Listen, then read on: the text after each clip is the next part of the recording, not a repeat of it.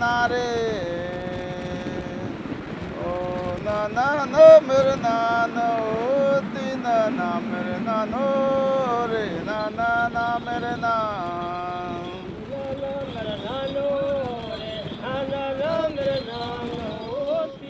हमारा गांव का नाम ऐसे गोंडी में बोलते हैं कोनपाड़, और इसको जो अंग्रेज लोग उसी को कोनपाड़ को विस्तरित करके खोड़पानी का नाम दिया है इसको। गोंडी में खोबी आता है और ये खोको नहीं हटा है, इसको पानी कर दी, खोड़ पानी। हमारे गांव में 100 जो मकाने हैं, परिवार के रांधाई 100 चलता है, और हमारे गांव का जनसंख्या 490। इस साल की जो गणना है, गांव का गणना है, उसमें 490 आया है।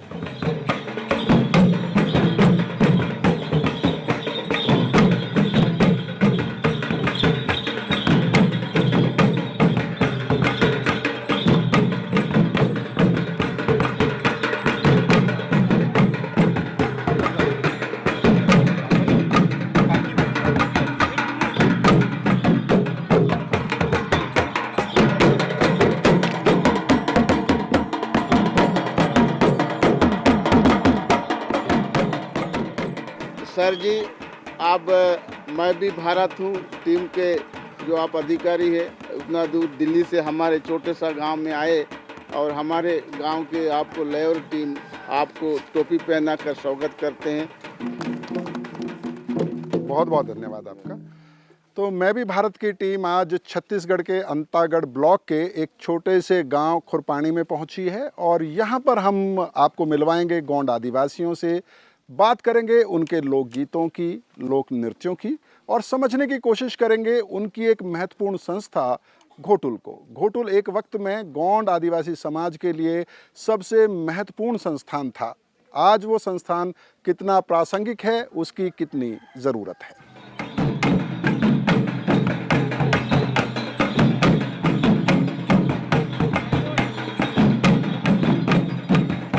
हरियाली से शुरू हो जाता है यहाँ नाचने का, जो ये हुल्की नहीं है ना। उसके बाद नवाकानी पर्व आता है, उस दिन भी नाचते हैं, जमा हो जाते हैं। उसके बाद जो दीपावली कहे जाते हैं, उसको हम दियारी कहते हैं, उस दिन भी नाचते हैं, जमा हो जाते हैं। उसके अलावा घोटुल रहने से ये और फ़ायदेमंद हो जाता है, जैसे कि हमारा कोई देवी कार्य है बरसात में, जैसे त्यौहार ज़्यादा करके हमारा बरसात में भी है, और कुछ खुले मौसम जो रहता है उस समय भी होता है।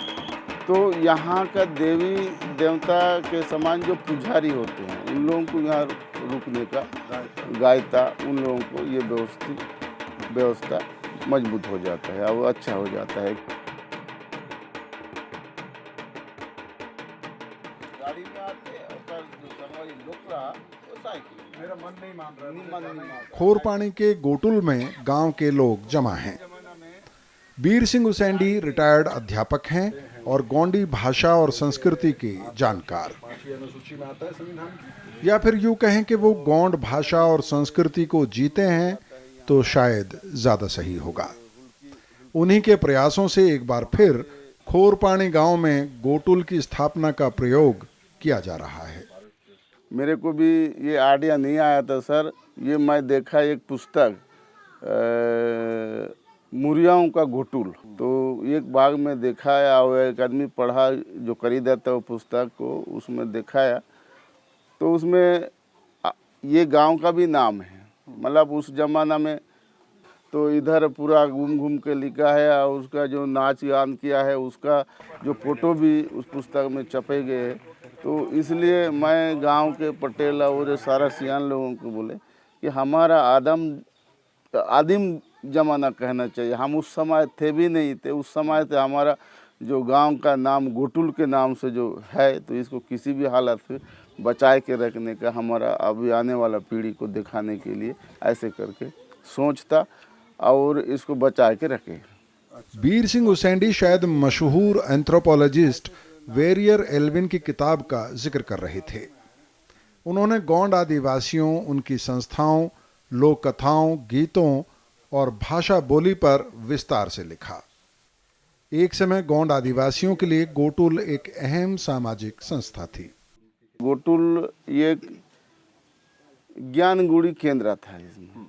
उस ज़माना में जो स्कूलें नहीं थे तो दिन भर लोग अपना काम में व्यस्त रहे और रात को एक जगह जमा होके, उस ज़माना में जो जानवर ज़्यादा थे तो किसी का भी घटना होता तब दिन भर में उसको यहाँ पूरा रात के कैच करके जो बैठका करने का स्थिति रहे तो बैठका कर करके उसको सुधारने का प्रयास किया।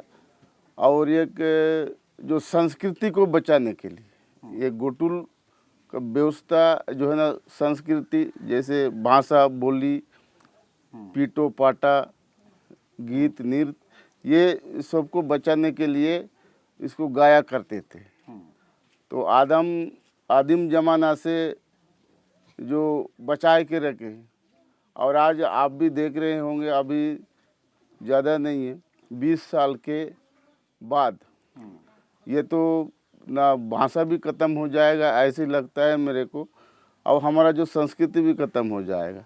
क्योंकि जब किसी भी समाज आदिवासी अपना इतिहास और ज्ञान एक पीढ़ी से दूसरी पीढ़ी को अभी तक बोल बताकर ही पहुंचाते रहे हैं। इसके अलावा आदिवासियों की लोक कथाएं और गीत इसका बड़ा जरिया रहे हैं।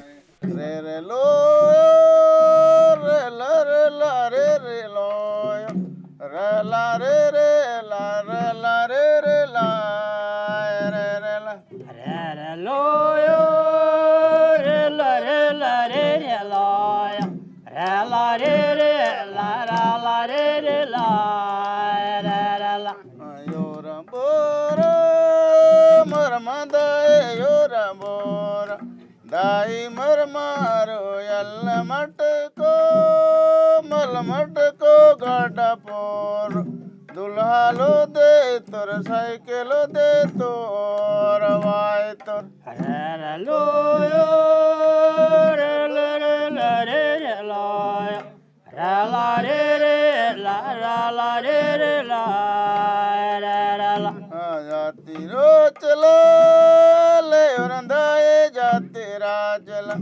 दाए ले और रोयल मटको मल मटको गाडा पोर दुल्हा लो दे तोर गाडा यो दे तोर वाय तोर रे रे लो रे ला रे ला रे रे लो रा ला रे रे ला रा ला रे रे ला रे रे ला रे रे लो रे ला रे ला रे रे लो रे ला रे रे ला रा ला रे रे ला रे रे ला। ये उस गाना का बोल है, आलाप है ना। तो उसके बाद ओरा बोरा मरमदाए योरा बोरा दाई मरमारो यल मटको मल मटको गाडा पोर दुल्हा लो दे तोर साइकिल दे तोर वाय तो। इसका मतलब ये है सर कि गांव में शादी हो रहा था, है ना। तो उसका माँ को उसका लड़की बोलता है मैं गांव में शादी हो रहा है वहाँ मैं नाचने के लिए जाऊँगा। तो उसका माँ बोलती है उसको कि ज़्यादा मटको, जैसे मंजूर जैसे चंचल होता है ना वैसे झन हो ते मत जा, तोला कोई लेग ही ते कैसे करूँ मैं, ऐसे मतलब उस लड़की को वो जाने के लिए बोलता है, मैं जाऊंगा बोलता है। तो उसका माँ जो उसको ऐसे मतलब मत जा ऐसे करके बोलती। ये इसका स्वर ओरा बोरा है ना, मतलब ओरा बोरा मरमा दाई ओरा बोरा दाई मर मारो यल मटको मल मटको ज्यादा पोर दुल्हा लो दे तोर साइकिल दे तोर वाय तो वो लड़की ने उसका माँ को बताई। तो उसका माँ बोलता है कि काकर मरमा, मरमा मतलब शादी काकर होती। तो ये उसका माँ पूछता है लड़की को, तो वो बोलता है कि एक दूल्हा, जैसे कि मैं हुसैनडी जी मंडावी लड़का वो गाड़ी में बैठ के दूल्हा बन के आथे, ओकरे बिहाव ला देखे ला जाहूँ कह के कथम, ऐसे करके ओकर दाई लगत। तो उसका माँ बोलती है लड़की को, निया बारा साधु नोनी निया बारा नूनी साधु रोयल मटको मलमटको गाडापोर दुल्हा लो दे तोर साइकिलो दे तोर वाइट। मतलब वो उसका माँ कहती है ओ तोर काय जरूरत है तोर साथ ओकर शादी में जाए के, तो नहीं जाते तो बनती से, मतलब एक ऐसे ओकर लड़की को बोलता है, मना कर रही है। तो फिर भी वो लड़की उसको माँ को बोलता है, वो गाड़ी के ऊपर बैठे हैं और ओकर जो लोकड़ा एक दूल्हा के साथ हमारे जो वो साइकिल में बैठ के आते, मैं बोला देख के ला जाऊँ, ऐसे करके उसका लड़के जाती, ऐसे करके बोलता। तो मतलब वही छर तो किसी भी हालत से मत जा, यही उस गाना का बोल है। उसके बाद साधु, मतलब उसको क्या कहना चाहिए, जिसका ज़्यादा उत्साह जो मन में होता है ना, तो उसको बोलते हैं हरिक, है ना, सीधा भाषा में बोले उसको हरिक। तो वो बोलता है तोर साथ का है वहाँ जाने का, इतना उत्साह कहाँ के लिए हो रहा है। तो मगर वो शादी को देखने के लिए उत्साह भी तो होए बिना नहीं होता, माँ इसी को बोलता है। साधु लेवा आयो दाई साधु लेवा दाई आयो रोयल मटको मलमटको गाडापोर दुल्हा लो दे तोर साइकिलो दे तोर वाई तोर। मतलब वो बादन, मतलब वो हरिक होए बिना भी नहीं होए दाई मोला हरिक लागे थे मोला जाएला देच। मतलब दूल्हा गाड़ी में आते और जो संगवारी लोकड़ा वो साइकिल में आते, मन नहीं मान रहा है, ऐसे कर। बस्तर के गोंड आदिवासियों में हर अवसर या त्योहार के लिए अलग अलग गीत होते हैं।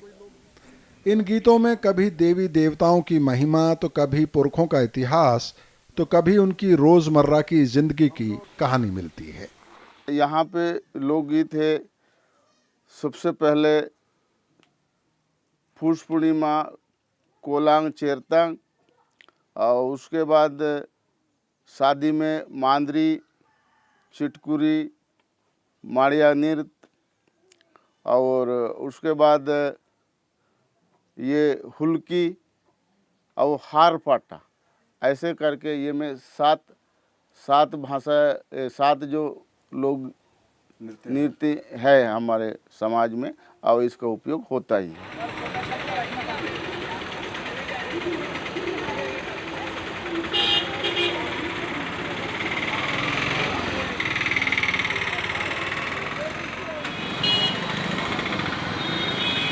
गोंड आदिवासी कई राज्यों में फैले हैं। छत्तीसगढ़ के अलावा मध्य प्रदेश, महाराष्ट्र, ओडिशा, आंध्र प्रदेश, तेलंगाना से लेकर झारखंड और उत्तर प्रदेश तक।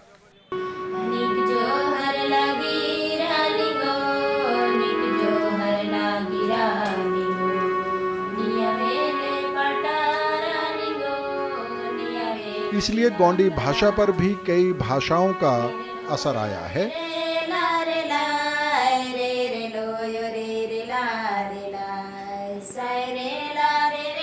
और अलग अलग इलाकों में गोंडी का लहजा अलग अलग है।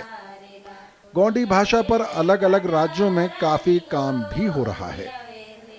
इस भाषा के कई शब्दकोश बने हैं, लेकिन अभी तक इस भाषा का कोई मानक शब्दकोश नहीं है। रायपुर के शुभ्रांशु चौधरी लंबे समय से गोंड आदिवासियों में काम कर रहे हैं। उन्होंने इस दिशा में प्रयास शुरू किया है। गोंडी जो है वो कम से कम 6 प्रदेशों में बोली जाती है। वैसे तो गोंड और भी प्रदेशों में हैं, और हर प्रदेश में वहाँ की जो भाषा है वो हावी हो गई है। तो हमारे पास मराठी गोंडी है, तेलुगु गोंडी है, हिंदी गोंडी है, और उन बोलियों में काम हुआ है। लेकिन जैसा कि हर भाषा में होता है कि बहुत सारी बोलियां होती हैं, आप एक मानक भाषा बनाते हैं जिसमें शिक्षा का काम होता है, एडमिनिस्ट्रेशन का, जर्नलिज्म का, या वकील काम करते हैं। वो गोंडी के साथ नहीं हुआ। गोंडी में कोई मानक शब्दकोश नहीं बना। तो हम लोग गोंडी का एक स्टैंडर्ड डिक्शनरी बनाने की कोशिश कर रहे हैं। तो हमने सभी प्रदेश के लोगों को बुलाया एक साथ आज से 4-5 साल पहले, और हमने कहा कि आप आपस में मिलकर तय कर लो कि कौन सी गोंडी को या कौन सी बोली जो है आपकी उसको आप मानक मानोगे। और आप लोग, जैसा हिंदी में हुआ है कि खड़ी बोली को हमने मानक मान लिया, या और भाषाओं में जैसा होता है, उन्होंने कहा नहीं, हम तो ऐसा नहीं करेंगे, हम सभी बोलियों का मिला जुला एक मानक बनाएंगे। तो पिछले 5 सालों से लगातार काम करते हुए हम लोग 3000 शब्दों तक पहुँचे हैं, जहाँ पर एक एक शब्द पर ये सारे लोग बहस करके, चर्चा करके तब पहुँचे हैं, क्योंकि ये हमारा मानक शब्द है। शुभ्रांशु मानते हैं कि गोंडी भाषा में निवेश मध्य भारत में शांति का हल भी बन सकता है। ये संभवतः इस देश की सबसे प्राचीन भाषा है। अब इसका कोई प्रमाण नहीं है, पर जैसे जो हड़प्पा, मोहनजोदाड़ो में जो शिलालेख मिले, जिनको हम आज तक नहीं पढ़ पाए हैं, गोंडी के विशेषज्ञ कहते हैं कि ये हमारे समय की भाषा है और हम उसको पढ़ पा रहे हैं। एक बहुत बड़ा समुदाय है, आदिवासियों में ये दूसरा सबसे बड़ा समुदाय है, और इनके भाषा में बहुत सारा ज्ञान है। जैसे आयुर्वेद में अगर हम स्वास्थ्य की बात करें, बहुत ज्ञान है, पर इनका जो जड़ी बूटियों या जंगल पहाड़ का जो ज्ञान है वो उससे भी पीछे का है। तो अगर ये भाषा ख़त्म होती है तो वो सारा ज्ञान विलुप्त हो जाएगा। तो किसी भी भाषा का समाप्त होना ठीक नहीं है। लेकिन एक और बात है कि मध्य भारत में एक हिंसा चल रही है, और उस हिंसा में वही लोग ज़्यादा शामिल हैं जो गोंडी भाषी हैं। और उसका एक कारण ये है कि चूँकि भारत देश ने इस भाषा में इन्वेस्ट नहीं किया, इस भाषा में कोई पढ़ाई नहीं हुई, इस भाषा का डिक्शनरी, मानक डिक्शनरी नहीं बनी, तो वो एक दूरी आ गई है, संवादहीनता है, और उसका कुछ लोगों ने दुरुपयोग किया है। और इस समस्या को हमारे पूर्व प्रधानमंत्री ने भारत की सबसे बड़ी आंतरिक सुरक्षा की समस्या बताया। लंबे समय से गोंड आदिवासियों और शासन के बीच एक संवाद कायम करने के प्रयास में लगे शुभ्रांशु गोटुल को गोंड आदिवासियों की एक महत्वपूर्ण और अहम संस्था मानते हैं। वो कहते हैं कि गोटुल को आज आधुनिक तकनीक से जोड़कर कौशल विकास केंद्र बनाया जा सकता है। गोटुल एक शिक्षण व्यवस्था है। जैसे हमारी जो शिक्षण व्यवस्था है उसमें गुरु शिष्य परंपरा है, गोटुल में पीयर लर्निंग है। आप एक दूसरे से ज़्यादा सीखते हैं। आपके परिवार से भी कोई आके या गांव से भी कोई आके अगर वो हथकरघा कुछ अच्छा जानता है या कोई कला अच्छा जानती है तो वो सिखा जाता है। तो ये स्किल डेवलपमेंट का बेसिकली स्कूल है। खास करके आदिवासी गांव में हम शिक्षक भेज ही नहीं पा रहे हैं, और भेजते भी हैं तो वो हिंदी बोलता है, और एक शिक्षक होता है और 5 क्लासेस होती हैं। तो क्यों नहीं उनकी जो परंपरा है, उनकी जो पारंपरिक व्यवस्था है, उसको हम थोड़ी और ताकत दें। अभी मोबाइल फ़ोन सब तरफ फैल रहा है। अभी छत्तीसगढ़ सरकार 50 लाख स्मार्टफोन बांटने वाली है। तो लगभग हर परिवार में स्मार्टफोन होगा, हर गोटुल में स्मार्टफोन होगा। अगर वहाँ थोड़ा सिग्नल है या अगर सिग्नल नहीं भी है तो ब्लूटूथ चलता है। इन सब से गोटुलों को जोड़ने की ज़रूरत है, गोटुल को इंटरनेट से किसी भी तरह से जोड़ने की ज़रूरत है, जिससे थोड़ा उनमें हम बेहतरी ला सकें, उनसे भी हम सीख सकें। ये सब संभव है और ये किया जाना चाहिए। लोयो रे रे ला रे लाय रे लोयो रे ला रे लाय साय रे ला रे लाय रे लोयो रे ला निक जो हर लागी रालिंगो निक जो हर लागी रालिंगो निया वेले पाटा रालिंगो निया वेले। गोंड आदिवासी समाज यूं तो प्रकृति की पूजा करता है, लेकिन इन आदिवासियों के कई देवी देवता होते हैं। अलग अलग अवसर और त्योहारों पर इन देवी देवताओं की पूजा होती है। गोंड आदिवासी किसी एक ही भगवान या देवता में विश्वास नहीं करते।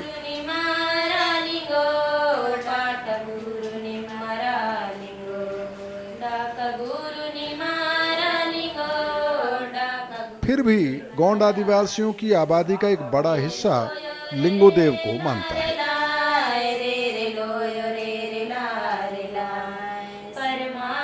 सेमर गांव के पास जंगल में लिंगोदेव का शक्ति स्थल बनाया गया है। यहाँ पर एक हिंडोला है जिसे ये आदिवासी पूजते हैं।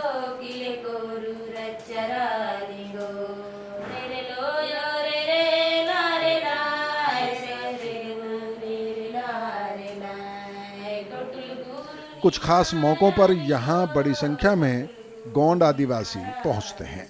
गोत्र के अपने अलग देवता होते हैं, कुल देवता, जिसको वो उस गोत्र का व्यक्ति चाहे कहीं पर भी रहे वो अपने कुल देवता में पहुंचता है और वो कुल देवता की आराधना करता है। लेकिन गांव की स्थापना करने वाले देव अलग होते हैं। यानी गांव में जैसे जिम्मेदारी तलुर मुत्ते और भीमा देव, जल कन्याएं, राव, ये जो होते हैं वो गांव को स्थापित करने वाले, गांव की सुरक्षा करने वाले देव होते हैं। गोंड आदिवासियों में मंदिर की अवधारणा नहीं रही है। लिंगोदेव का स्थान भी एक छोटी सी झोपड़ी है, लेकिन ऐसा लगता है कि लिंगोदेव के स्थान को स्थापित करने का अब प्रयास हो रहा है।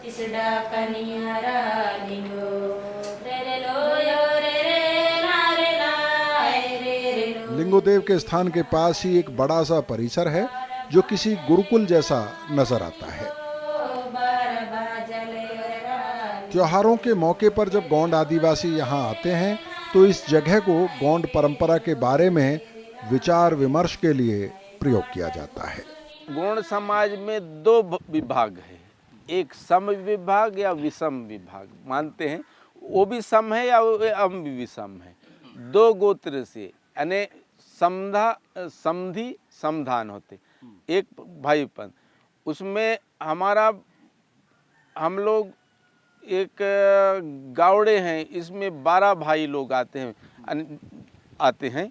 उसमें परमाह डोकरा हमारा प्रमुख है जो हलंजूर में स्थापित देव। उसमें गावड़े, कुमटी, जांगी, कोवा, किरको, पद्दा, इसमें 12 लोग होते हैं। ठीक उसके भाई बिरदारी का इस चिंगनार में हेम्बुल बूढ़ा, उसी प्रकार वहाँ गराजी में काड़ा हो रहा, ये भाई हमारे भाई बंद के। वैसी पोर्दगुमा सूर्य भाई और हमारे अपोजिट संधा उसे डुकरा है, वो वहाँ मोड्डे मरका में इस साल 7 साल के, उसी यानी 2 भाग में हम बटे हैं। उसी के अनुसार हमारा देवी देवता चलता है। अभी 7 साल में मोड्डे मार्का में करते हैं। वैसे हमारा भी यहाँ लिंगो में वो कोरोटी लोगों का है, वहाँ 5 भाई बैठते हैं। और हमारा गावड़े, कुमटी, किरको, पद्दा, अहाल, तुप्पा, हरंजूर में सो गोंड आदिवासियों से हमारी इस छोटी सी मुलाकात में ऐसा लगा कि इन आदिवासियों की जीवन शैली में कई बड़े बदलाव आए हैं, लेकिन साथ साथ अपनी पहचान, भाषा, बोली और सामाजिक संस्थानों को लेकर इन आदिवासियों में एक पुनर्जागरण भी नजर आता है। तो जहाँ तक गोंड आदिवासी समाज का सवाल है, यह समाज धीरे धीरे अपने संवैधानिक और कानूनी अधिकारों को लेकर सजग हो रहा है और अपने हकों को पाने की कोशिश कर रहा है। जहाँ तक गोंडी भाषा का सवाल है, इस पर एक पेचीदा और विस्तृत बहस चल रही है। कुछ लोगों का ये मानना है कि गोंडी भाषा को बचाने के प्रयास किए जाने चाहिए और उसमें पढ़ाई लिखाई होनी चाहिए, जबकि दूसरा पक्ष ये मानता है कि अगर गोंडी भाषा में उनके बच्चे पढ़ेंगे तो वो बाकी समाज के बच्चों से पढ़ाई लिखाई और प्रतिस्पर्धा के मामले में पीछे छूट सकते हैं। एक जानकार से मैंने सुना था कि भाषा या बोली वो बचती है जिसे लोग बोलते रहते हैं, और अभी कम से कम छत्तीसगढ़ के बस्तर इलाके में गोंडी भाषा को बोलने वाले लोगों की तादाद बहुत बड़ी है और ख़तरा शायद उतना बड़ा नहीं है जितना बताया जा रहा है। फिलहाल मैं भी भारत की टीम को अनुमति दें। नमस्कार। ओ नाना नो मेरे नाना ओ तीना ना मेरे नानो रे नाना ना मेरे नाम। तीना ना मेरे नानो रे नाना ना मेरे नानो तीना ना मेरे नानो रे नाना ना मेरे नानो तीना ना मेरे नानो रे नाना ना मेरे नाम। अंतगढ़ साग में किया गड़ी चले हो या गो जंडल गाड़ी ओ पीछे पोल बांधे हो गाड़ी रेंगे टेच में दुर्रा उड़त जाए। तीना ना मेरे नानो रे नाना ना मेरे नानो तीना ना मेरे नाना ना रे